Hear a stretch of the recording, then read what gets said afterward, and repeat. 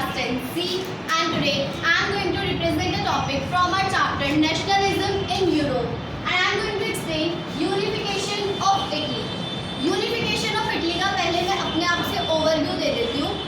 जो इटली था वो उस टाइम पर 7 स्टेट्स में डिवाइडेड था, जिसमें कि जो उसका नॉर्थ वाला हिस्सा था वो ऑस्ट्रियन हैब्सबर्ग के पास, और जो साउथ वाला हिस्सा था वो स्पेन के बर्बन के पास, और जो सेंटर वाला हिस्सा था वो पोप के पास था।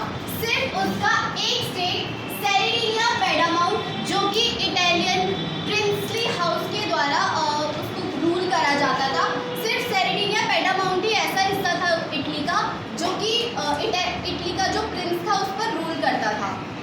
बाकी जैसे कि मैंने बता दिया, the north was under Austrian Habsburg, the center was ruled by the Pope, and southern region were under the domination of the Bourbon kings of Spain.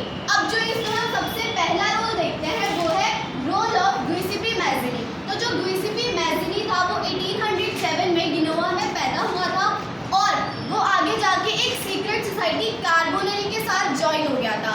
उसके बाद जब उसको कहाँ भेजा गया था, उसको एग्जाइल भेजा गया था रिवॉल्यूशन लड़ने के लिए, तब उसने 2 सोसाइटीज और फाउंड करी, Young Italy in Marseilles and Young Europe in Bern. उसके बाद जो गुइसिपी मैज़िनी था वो ये मानता था कि जो गॉड है उसने जो छोटे छोटे किंगडम्स और स्टेट्स को ये नहीं कि वो किंगडम्स और स्टेट्स बिखरे रहे, वो ये मानता था कि ये जो स्टेट्स है वो बिखरे ना रहकर एक नेशन बन जाए। तो गुइसिपी मैज़िनी का ये रोल था कि इसने जो ऑस्ट्रियन हैब्सबर्ग के पास इटली का नॉर्थ वाला हिस्सा था उसको, जो नॉर्थ वाला हिस्सा था उसको उसने 1859 में ऑस्ट्रियन हैब्सबर्ग को हराकर उससे वापस लिया था।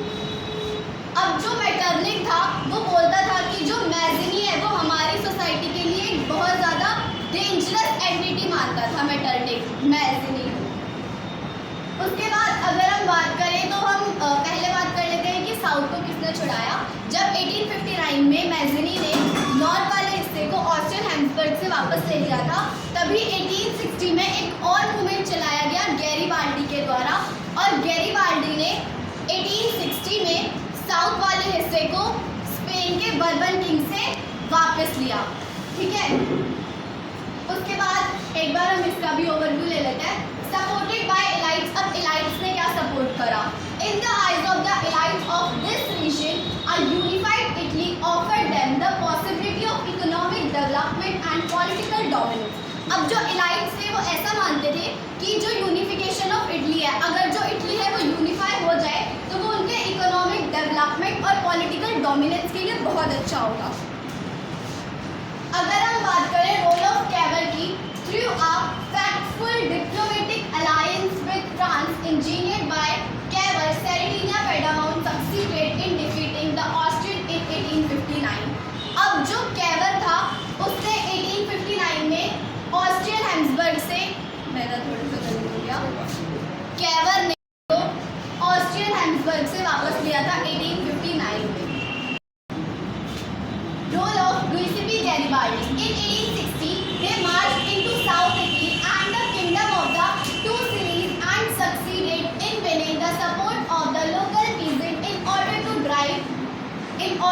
drive out the Spanish rulers.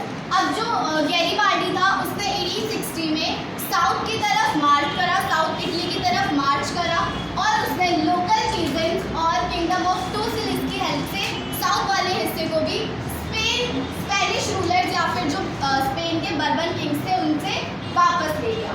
उसके बाद in 1861 Victor Emmanuel second was proclaimed king of united Italy, और आखिर में जो विक्टर इमैनुअल सेकंड था उसने इटली को प्रोक्लेम करा। तो अगर हमें यूनिफिकेशन ऑफ इटली लिखनी होती है तो हम उसमें क्या क्या इंक्लूड कर सकते हैं? हम उसमें रोल ऑफ गिउसेपी मैज़िनी इंक्लूड कर सकते हैं, हम उसमें कैवर का रोल एक्सप्लेन कर सकते हैं, रोल ऑफ गुइसिपी